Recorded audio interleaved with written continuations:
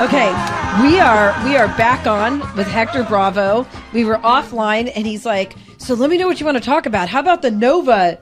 Norway. Well, project. First, we got to reintroduce Hector Bravo, author of the best-selling Amazon book called Operation Yard Recall, a guide for the person interested in working in a correctional facility. But the interesting thing is there may not be anybody working in correctional facilities the way Gavin Newsom's going. So tell us about the Norway, because he's like, what do you want us to talk about, Jennifer? And like, we have no idea what that is. So after all the craziness that has transpired, what do they pull out of the hat next? The Norway model, aka the California model. So Newsom, and I see why, the money, right? They say follow the money. So right. people are getting paid for this, whether it's UC Berkeley, some colleges are vested in this project. California is now following suit on how prison systems are ran in the country of Norway. Okay. Every cell is being re-outfitted to look like a college dorm. Correctional officers are encouraged to shake hands with the inmates, fist bump them. At San Quentin, they just renamed San Quentin State Prison to San Quentin Rehabilitation Center, which they think they're fooling people by just changing the name. They're not. They just had a basketball game between correctional officers and inmates. Oh, well, that sounds like fun. Let's just make this. Let's just it's call like it summer school. Let's call it Kumbaya Well, corrections. that's extremely dangerous. And coming from a former it lieutenant's is. position, Ridiculous. one of my first priority was the safety of my officers. That's extremely dangerous. Well, sure it is, because they can have any kind of a weapon on them, and when they go for the ball, they can just shiv them. Let me tell you this. Salinas Valley State Prison, they're pushing the Norway model. I don't know why they did this. They started with the worst of the worst inmates, thinking we're just going to be your buddy and you're not going to hurt us. Well, it backfired so bad in their face that they got foosball tables. So you see them on the YouTube. You see them playing foosball with this inmate. And 2 days later, that inmate turned around and stabbed that officer with a pen. Oh, I was going to say with the foosball shank. With the pen. That's what I was thinking. So they got egg on their face. Yeah. And it's kind of like, we knew this was going to happen. I told you guys this is all bad. But here's the question I have. How many officers are going to continue to want to be in correction when they know, one, their life is on the line, and two, they have management leadership that says, oh yeah, we don't care if you get injured. We just want to make sure the public thinks that we're doing the soft furry thing. Oh, we know you're just you had a bad dream and so you became a criminal. So we're going to fix that. I mean, how does that work?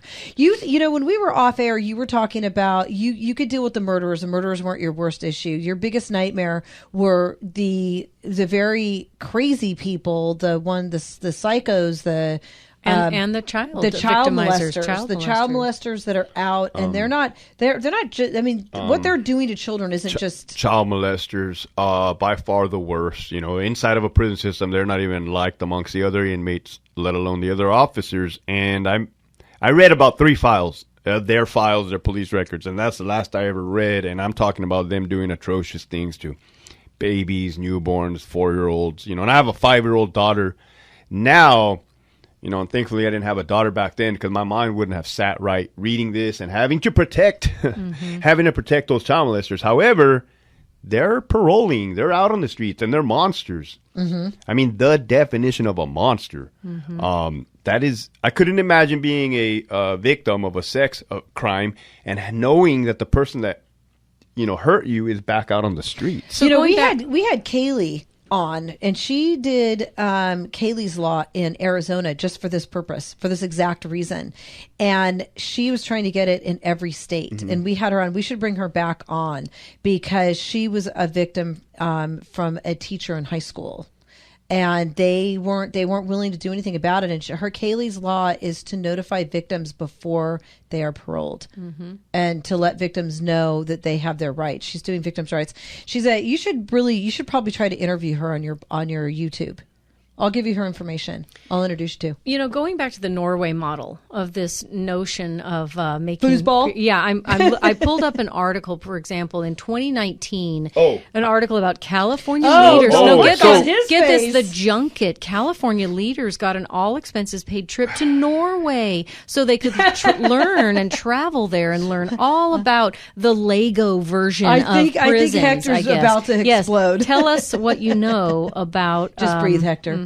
About So these lavish vacations to Norway, funded by taxpayers. I mean, Of I don't know course. who else is funding these lavish vacations, right? So there's different types of people in the California Department of Corrections. You got the big wigs up away from the inmates. Right. And then you got the guys in the trenches, the guys and the girls in the trenches, right? We do not have the same ideologies. We see what's really happening on the front lines. Right. Well, you got these guys taking paid trips to Norway, rubbing elbows, dinner. They're posting it on their Instagram. You can see them, enjoying my wine or dinner.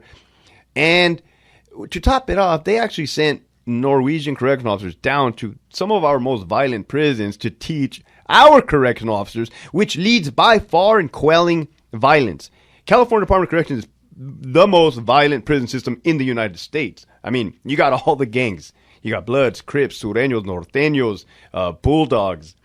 And that's exactly what this article it says. It says, the Norway model can never work here Aryan because Brotherhood. California is too violent and plagued by prison gangs. However, Well, but here's the thing: Norway doesn't have the same kind of prisoners we have. Correct. I mean, and the country. I think the county of Los Angeles is larger than the whole state of Norway. Yeah, and we have 10 million people here. I don't think Norway has that many. I actually feel bad for the Norwegian people because they're coming over here with good intentions, thinking, yeah, we're really going to fix you. We're going to show you guys the way and this and that. Yeah, until one of them gets stabbed. Yeah, correct. So, we're playing with the big boys here. We're playing with, do you guys know that there's male inmates in female prisons? yes. By the numbers? Yes, we know, do know, and absolutely. that has been.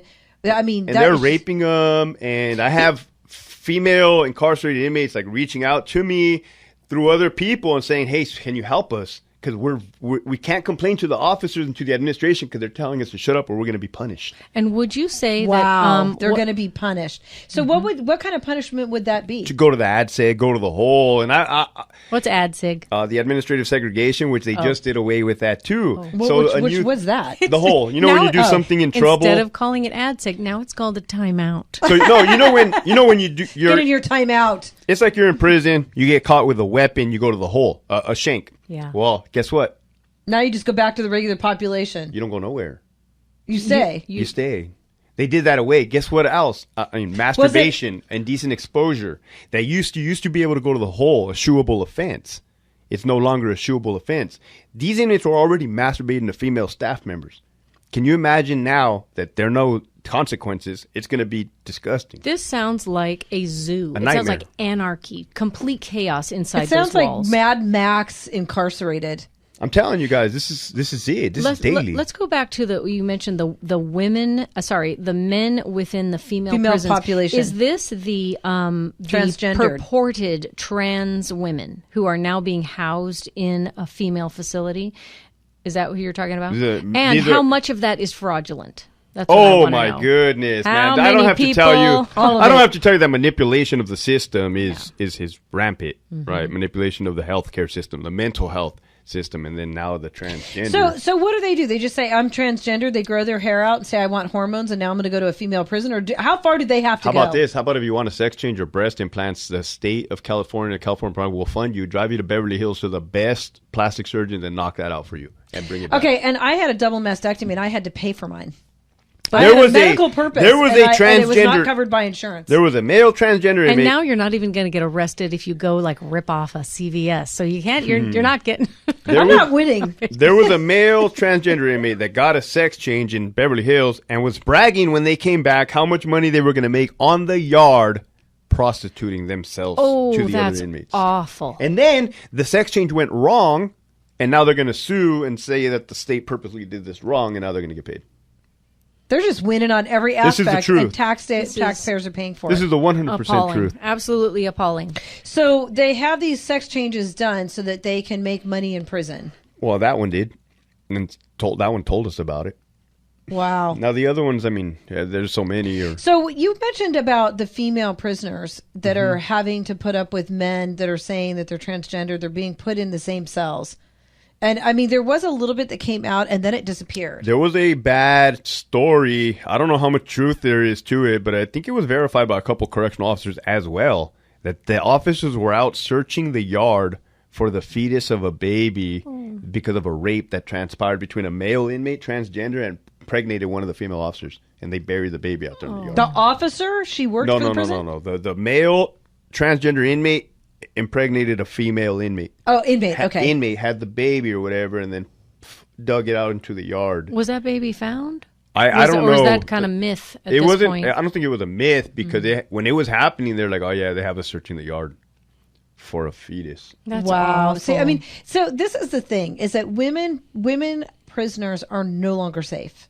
Absolutely not They're safe. absolutely not safe, and nothing's being done because Correct, because they can't. Who's going to speak out on it besides me? Because the state of California doesn't want to think that. Well, these people higher ups think they're slick because it's a law, right? It's a law. If I'm a man, I identify as a woman, then hey, it's a law. So these higher ups are like, oh, it's a law, we're covered. Yeah, there's also things called ethics and ethical and moral and right or wrong. Right and wrong. Exactly.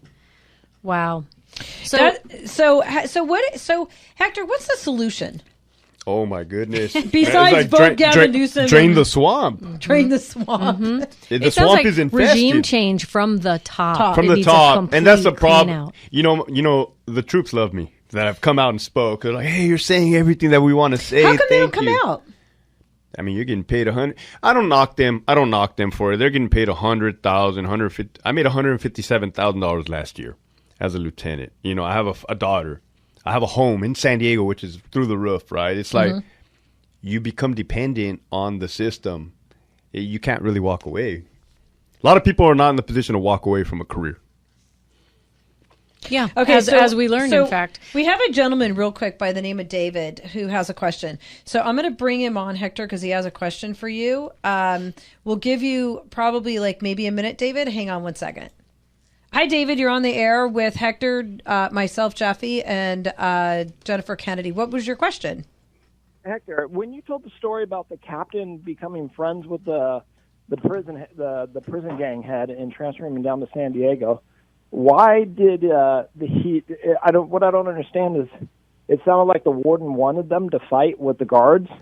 And why was that? And then why did the warden reward them with barbecue after the fight had happened? The reason that Mexican mafia member was transported down because they were integrating a new yard. And they figured if they called this heavy hit, they called the shot caller down, he was going to run the prison. He was going to run the yard. So in essence, they told him, hey, we'll bring you down and you control the yard for us, which is ridiculous. That makes no sense. And that's what happened. It didn't make any sense. David, what was your follow-up? Why the reward of the barbecue? So the reward of the barbecue was that it was actually going to happen on all yards, A yard, B yard, C yard, and Delta yard. However, I told the warden, do not do it on Bravo. Do not do it on Bravo yard because that's where the administrative segregation is the whole. And he's like, you don't tell me what to do. And he fed everybody barbecue plates, to include the gang members that were participating in the attack. Luckily, those gang members and inmates had the respect enough to tell the rest of their peers, hey, don't brag about this, don't talk about this, don't make it worse for the officers having to see us eat this barbecue because we know that it's a bad thing. Wow, so you even have the inmates that stood for the officers. There's a code after all, apparently. I observed that. And as a lieutenant, I observed the inmates acting more ethical than our administration. And I couldn't stomach it. I wasn't watching my back from the inmates. I was watching my back from the administration. Sad commentary. That right there is the most important thing that you could say all evening is that people don't realize is it's not the inmates that are the most dangerous for our prison system right now. Facts. It's our administration is the most dangerous. Facts. 100. That's the truth. That's the whole reason why I'm out here. Yeah. Yeah. David, did you have another question or are you good? No, that's it. Thank you very much. Thank you for calling in. And they don't like it. A couple of them resigned. A couple of who resigned? The couple of people from the top resigned right after it came out, coincidentally. Really? Speaking the truth, you know. Wow. And so how many other officers in your situation are speaking out? Anybody speaking out? Nobody. Me. And why? Wow. I mean, there's got to be some of these medically retired people. People are afraid of retaliation. From who? But if you're medically retired, what's the retaliation? No, retaliation. Look at. I mean, this is a Republican thing, right? Look at Trump. The FBI goes to his house. They go through his computers. Anybody else that does anything goes against the grain. It's funny how all of a sudden you got the FBI at your house. Right. And I don't put anything past our governor or our state or our government. I'm not exempt. Right. I'm coming up on 1 year, and people are afraid to go up. I'm not afraid because I made that commitment when I joined the Army. I really feel like I have nothing to lose, even though I do. I have a wife, a house, a daughter. Right to me is more important. The truth is more important than any consequence that may come my way. Well, I mean, it's kind of like our first guest that we had on, Tomer, who was in October. He was in Israel on October 7th, and he was with Zaka. Zaka are the very religious men that go and clean up the deceased and murdered and the things they saw. And he insisted that they change their rules and start sending the pictures out. And he was taking pictures of the people that were murdered, and he put them out. And he now has the largest installation of human people that created art, and he recreated October 7th. And I think that the truth sayers like yourself and him are necessary, because people don't know what they don't know. But once they know what they do know that you share, you can't unshare it or unsee it. It's just, it was very disgusting how those higher ups were getting away with a smug look on their face, knowing openly, retaliating against it. You don't know how many times I got put under investigation for insubordination, for simply telling them, hey, don't do that. That's unethical. Stop doing that. People are going to get hurt. People are going to get killed.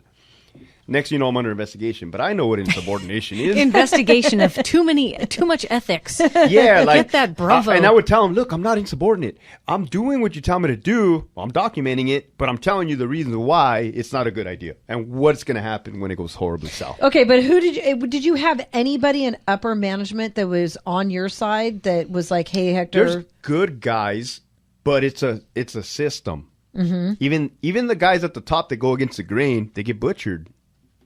I've seen it. So there's more of the good, there's more of the bad guys in upper than there is the good guys. What are they getting out of this though? What does any Jollies, narcissistic sociopath there it is. get Boom. out of this? I've seen it. Oh. Yeah.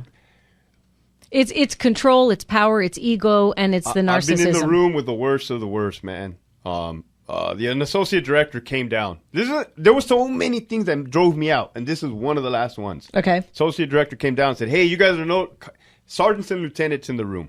You guys are no longer allowed to put inmates in handcuffs. What do you mean? What? We're like, yeah, because we see what you guys are doing. I'm like, well, what are we doing? You put an inmate in handcuffs, and then he resists, and then you guys slam him to the floor. So that's our fault? Right? So he's like, yeah, you guys are trying to find a loophole to slam these guys to the ground. And we're like, no, sir. The loophole would be not resisting. Correct, right? So we had a good sergeant in charge of the training. He pulled out the penal code, California penal code. Hey, sir, per penal code, blah, blah, blah. And the associate director, Ron Davis, goes, hey, what are you reading from over there, man? He's like, the penal code. Penal code, schmenal code. He's like, that doesn't pertain to us. That pertains to police officers out on the streets. What? But we're sworn peace officers. Yeah. Mm-hmm. And he's an associate director that should know this. Anyway, they promoted that guy. That's the thing. They promote him up higher and higher and higher. They promoted the guy that read the penal book? That doesn't know what penal code is higher. Oh, that's nice. So let's just ignore the penal law. code that was put in place for a purpose so that you had an ethical reason to treat people ethically. And I'm sorry, but putting a criminal in handcuffs and then treating him with the type of treatment he deserves like for a behaving criminal.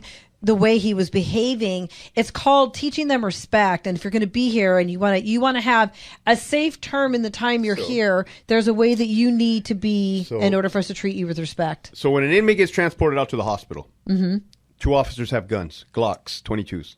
An inmate reached for the officer's gun. The officer punched him in the face, did what he had to do, used physical force. They fired both those officers. What? Yeah, and both of those worked for me. This was a year ago, 1 year ago. And both of those officers worked for me when I was a sergeant. Great cops, great officers, right? They would never put me in a jam. They wouldn't do anything out of it. They'd always protect you. Now, question, within the correctional system, is there some type of administrative process where they're going to be threatened with termination, or were they just out? So every warden is... There's some kind of like culture where if you burn more cops, you get promoted to headquarters. Wow. You know, so what happened to these two officers that got fired? Did they have any retribution? Where was your union? That's what I wanted to ask you. Where was the union in all this? Oh, the look on his face. So the union's at the lowest. There's no help. There's no help for these officers. But that my biggest fear, right, because I always see it, is the message that is sending to these young officers. Hey, I would rather have the inmate take the gun and shoot me with it than get fired. I mean, that's dangerous. But here's the other thing. Not only is it dangerous for these two officers that he now has a registered Glock to a police officer, but if he ends up out of the ambulance or out of the transport and is on the street, now he's got a state registered with gun, 15 rounds of 40 yes, caliber. and how much damage is he going to do to ensure his freedom? And it's not just the officer that's sworn, but this officer's now being told, stand down, let him take your weapon. Mm-hmm. Put your hands up and go, oh, okay, yeah, you can take my weapon. Why even? So many good officers are getting fired on the regular, monthly. And that's another reason why I resigned 12 years early. Because I was looking at, like, the odds, and I'm like, I'm going to get got. Like, even if you're doing everything right, which everybody is, the majority, it's like they twist words around. They twist things around. So let me ask you this, because you see this in the movies where, the upper management puts an officer in a situation where he's going to be murdered by inmates. Mm-hmm. How often does that happen? Well, it's the way you said it is the way, like, hey, you would rather the inmate take the gun from us. You're not telling us directly, but you're showing us by sacrificing everybody else. Or you're putting us on a yard with 8 armed. Oh, so let me tell you this. The death penalty, inmates on condemned row, they did away with that. Mm-hmm. Like, they all started hitting the mainline general population. So you would have death row inmates on a regular yard. But here's the kicker. They do some kind of weird thing where, like, okay, you were a death row inmate condemned. Now we're just going to drop you to an LWOP, life without parole. Now we're going to resentence you. Now you're going to get life. And then now we're just going to parole you. It's almost like a weird step. It's almost like a weird step down, like weird things that they're doing. So people that were supposed to be on death row and executed are now on parole. They're now out on the street. Well, they're definitely on general population yards, right? And if they behave enough, they'll probably be out in the streets. Wow. So they're working the system within the system to make sure that they get to be free and continue on behaving the way they want to. Mm-hmm. I'm telling you. Now, Hector, I want to ask you another question about not only do you have that book out, but you also have a YouTube channel, a very popular YouTube channel. I was going to say, give us your YouTube, give us your... It's called At That Prison Guard. I see 21.8 thousand subscribers. Who would you say... Okay, so for example, here's a recent one of your episodes. The Sureños brutally attacked the Norteño at Pelican State Bay Prison. Yep. So who are your viewers? Who are your subscribers? You would be shocked as much as I was. It's Gavin Newsom. No. Correctional officers. Mm-hmm. Uh-huh. Formerly incarcerated inmates. Believe it or not. They like the way I carried myself in there respectfully. 2 minutes to the end of the program. Respectfully, and then the family members of the inmates, because they're like, wow, this guy's coming out and telling us the truth of what's really happening to our loved ones in there. Like, we knew that the system was jacked up, but this guy is just putting it all out there for us. So they appreciate the honesty and my ethicalness. So tell us, what's your YouTube channel? That Prison Guard. And then what's your Instagram? Hector__Bravo. And then do you have a Twitter? Do you have anything else? No, So those are your 2 social medias. And thank you so much for driving all the way up from San Diego for this 1 hour in-person interview. Thank you for having me. You spend more time in the car than you are here. This has been eye-opening. Thank you so much for all of this information. This is why I couldn't wait to have him on. The truth. Eye-opening and disturbing, unfortunately. It is. So is there any hope? That's what I want to know. Is there any hope for the system that you see? Or what do you think? He's shaking his head no. Okay. I don't see any hope. Unless there's regime change. It's on the fast track to disaster, even worse. Something catastrophic is going to happen. It's going to happen, right? It's just right. It hasn't happened yet. I'm surprised it hasn't happened yet. Mm-hmm. Something very bad is going to happen. So when you say bad, we have 1 minute. Wrap it up. What's your something idea? major, like you see a major hostage situation, a correctional officer getting killed. Something that you see in other states, or something that you see in other countries in the movies. Something bad is going to happen in the California State Prison. And who's the one person, if you can think of, that should take the heat the most for what's going on? Everybody that pushed it at the top. Every warden, every associate warden, every director. Every state assembly. Hey, put your money where your mouth is. Hey, listen. But they get amnesia. Okay, but you know who else you have responsible for that, though? But you have the state assembly and the Senate, because they're the ones passing a lot of these laws. You know that I talked to a couple of senators, and they say, we'll get back to you, and I have crickets. Okay, so you're going to have to drive back out here. That's right. We're going to leave on that note. That is, and we're going to set up some meetings, Hector. That is Hector Bravo, and this is why I asked Jennifer Kennedy to stay over, because these two are going to do some meeting of the minds. And I have a feeling, Hector, you're going to be doing a trip to Sacramento with this lovely redhead. There you go. And this is the Los Angeles nothing Hispanic but time. Republican Club radio show on AM 870 The Answer. David is on vacation. You've spent the evening with Jeffi Girgenti, part of it with Jennifer Kennedy. And thank you, Sal and Ryan, for our engineering this evening. And we hope you had a wonderful Thanksgiving. And we will look forward to having you next week. And we do hope to have John Knox in studio to let us know how his court date went on the 27th. Have a wonderful evening. And we'll see you next week at the LAHRC on AM 870 The Answer.